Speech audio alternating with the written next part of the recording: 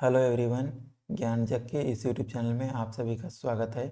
पंडित रविशंकर शुक्ल विश्वविद्यालय रायपुर छत्तीसगढ़ ने अपने ऑनलाइन ब्लेंडेड मोड में होने वाली परीक्षा के लिए जो आवश्यक अधिसूचना है या आप कह सकते हैं जो आवश्यक दिशा निर्देश हैं वह जारी कर दिए हैं कि आपकी परीक्षाएं कैसी होंगी, किस मोड में होंगी, क्या दिशा निर्देश होंगे, सारी चीज़ें, सारे इन्फॉर्मेशन जारी कर दी हैं। चलिए देखते हैं क्या है ये इन्फॉर्मेशन।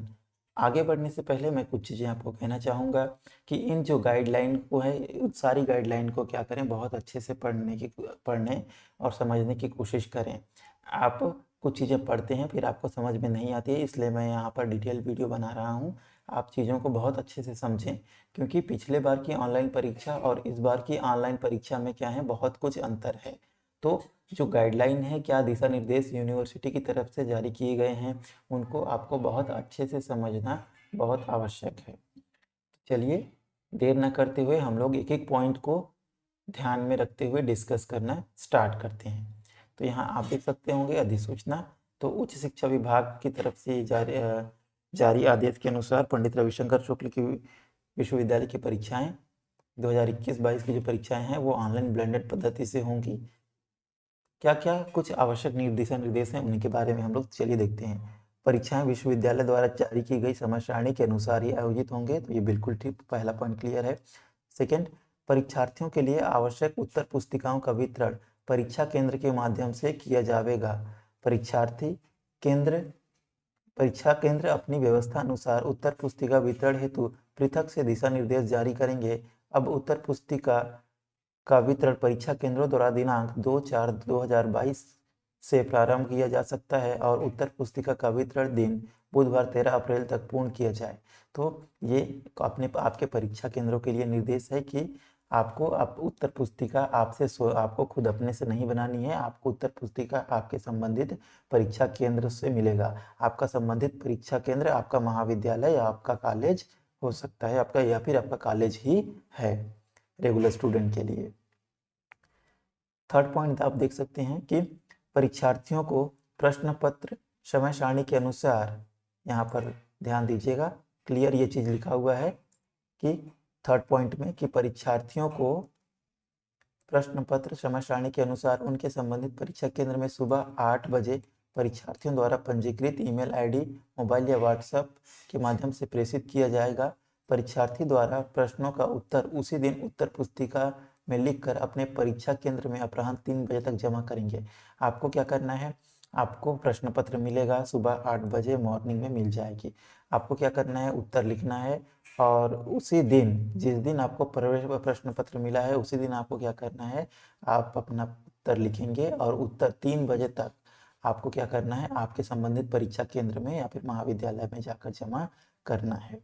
तो ये थर्ड पॉइंट था। फोर्थ पॉइंट, परीक्षार्थियों द्वारा जमा किए गए उत्तर पुस्तिकाओं को परीक्षा केंद्र प्रभारी द्वारा विश्वविद्यालय द्वारा निर्धारित प्रक्रियाओं का पालन करते हुए बंडल बनाएंगे, जिसे विश्वविद्यालय द्वारा मूल्यांकन हेतु संकलन करेगा।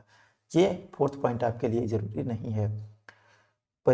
सभी परीक्षा कार्य कोविड-19 संक्रमण के बचाव को ध्यान में रखते हुए जो गवर्नमेंट के शासन द्वारा जारी किया गया दिशा निर्देश है उनको पालन करते हुए संपन्न होगा। तो ये क्या है, ये कुछ जरूरी बातें हैं। कुछ और महत्वपूर्ण बातें हैं जिनको आपको ध्यान में देना है, चलिए देखते हैं।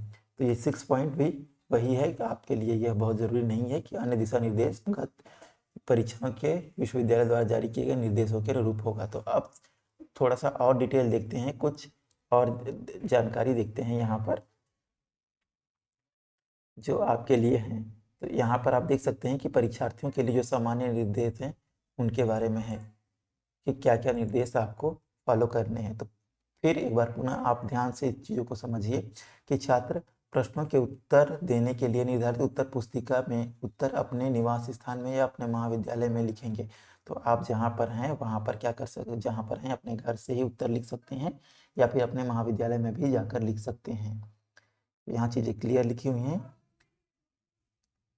सेकेंड चीज, वार्षिक परीक्षा 2021-22 में सम्मिलित होने वाले छात्र छात्राएं उत्तर पुस्तिका प्राप्त करने के लिए अपने परीक्षा केंद्रों में प्रवेश पत्र दिखाकर प्रवेश पत्र में उल्लेखित प्रश्न पत्रों की संख्या के बराबर उत्तर पुस्तिका प्राप्त कर सकते हैं।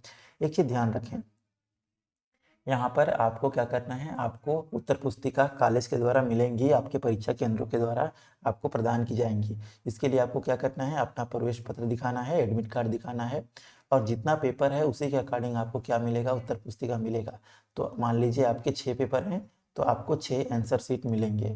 ध्यान रखिएगा, यहाँ पर अगर 7 पेपर है तो 7 आंसर शीट मिलेंगे। ध्यान रखिए, इस चीज़ का ध्यान बिल्कुल रखें कि यहाँ आपको अतिरिक्त उत्तर पुस्तिका नहीं मिल रही हैं।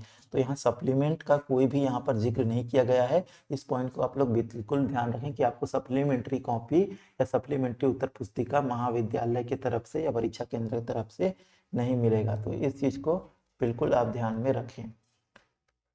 अगेन थर्ड पॉइंट देखते हैं।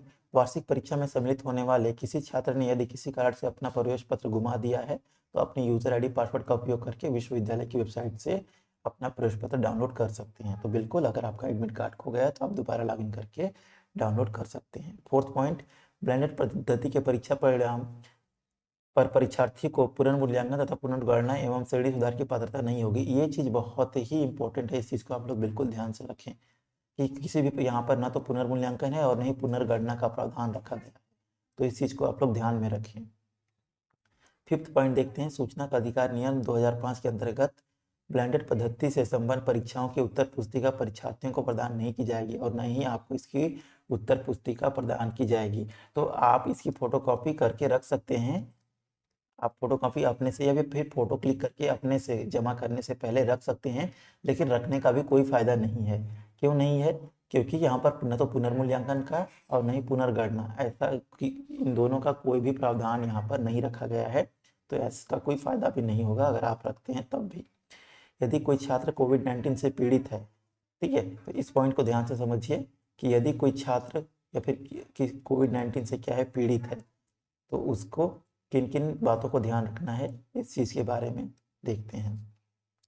यदि कोई छात्र कोविड-19 से पीड़ित है तो उसकी पूर्व सूचना अपने निर्धारित परीक्षा केंद्र को लिखित में ईमेल या व्हाट्सएप से देंगे, जिसमें छात्र अपना पूरा विवरण लिखेंगे, जैसे कि नाम, रोल नंबर, विषय, परीक्षा केंद्र का नाम आदि। साथ ही कोविड-19 की RT-PCR रिपोर्ट संलग्न करें।